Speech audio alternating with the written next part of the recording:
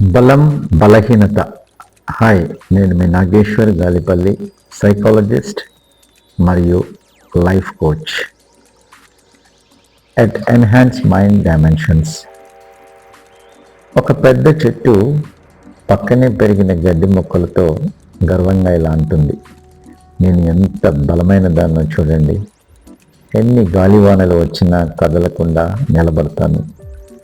దానికి గడ్డి మొక్కలు చిన్నగా నవ్వి, మేం బలహీనంగా కనిపిస్తాం, కానీ గాలి బలంగా వేస్తే వంగుతాం తప్ప విరిగి కుప్పకూలిపోమన్నాయి.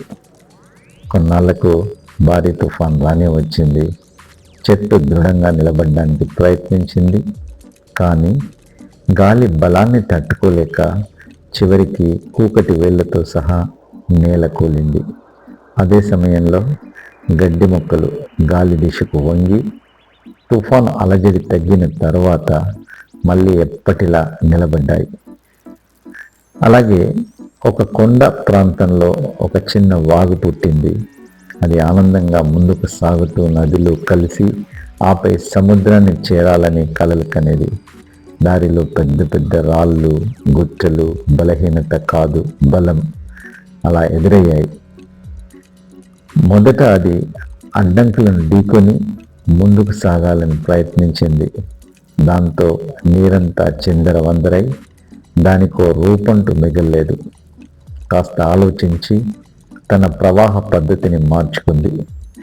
రాళ్లను ఢీకొట్టకుండా వాటి చుట్టూ తిరిగి వెళ్ళింది.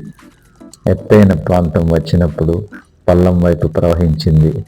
అలా మెల్లగా, సహనంతో, అవసరానికి తగ్గట్టుగా తనని తాను మార్చుకుంటూ చివరి గమ్యాన్ని చేరుకుంది.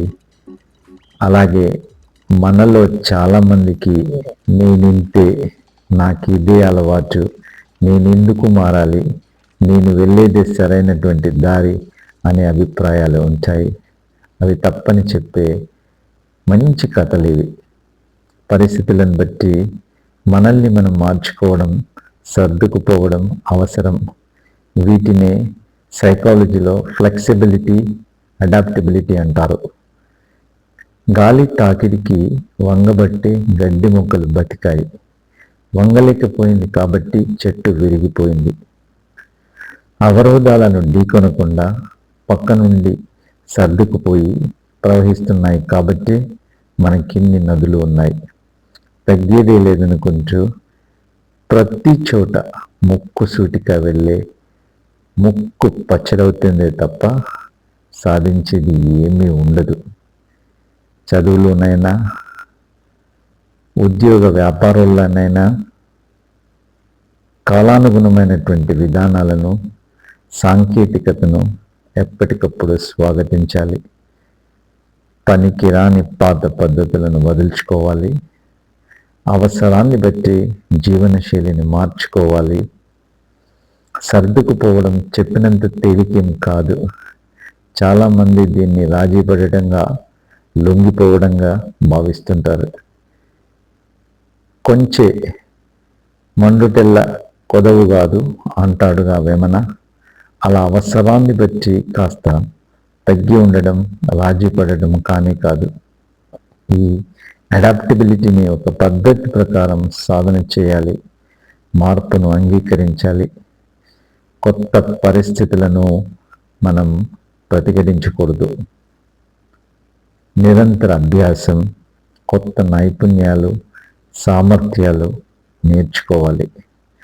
సానుకూల దృక్పథం, సమస్యలను అవకాశాలుగా చూడాలి తప్ప వేరే విధంగా మనము భావించకూడదు. సహనశీలత, కష్ట సమయంలో తగ్గి మళ్ళీ నిలబడగలగాలి. సమయానుకూల నిర్ణయాలు, పరిస్థితులకు తగిన మార్పులు ఎప్పటికప్పుడు చేసుకుంటూ ఉండాలి. అడాప్టబిలిటీ అనేది మన అంతర్గత బలం. అది మనకు స్థిర అస్తిత్వాన్ని కూడా ఇస్తుంది.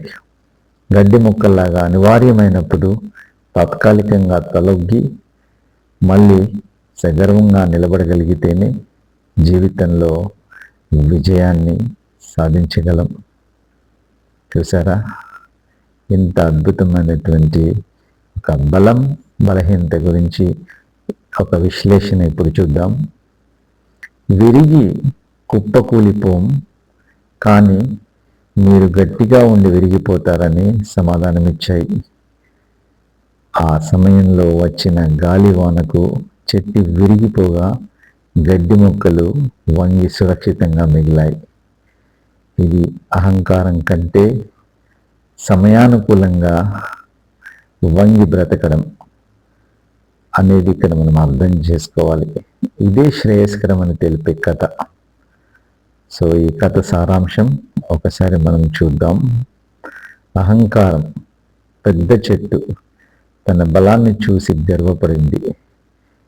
వినయం, అవగాహన, గడ్డి మొక్కలు తమ బలహీనతను అంగీకరిస్తూనే పరిస్థితులకు అనుగుణంగా వంగి మరి బ్రతుకుతాయని చెప్పాయి.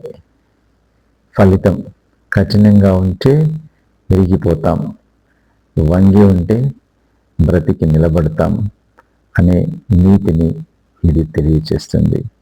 సో ఇలాంటి మంచి వీడియోల కోసం మా ఛానల్ని సబ్స్క్రైబ్ చేయండి, షేర్ చేయండి, లైక్ చేయండి.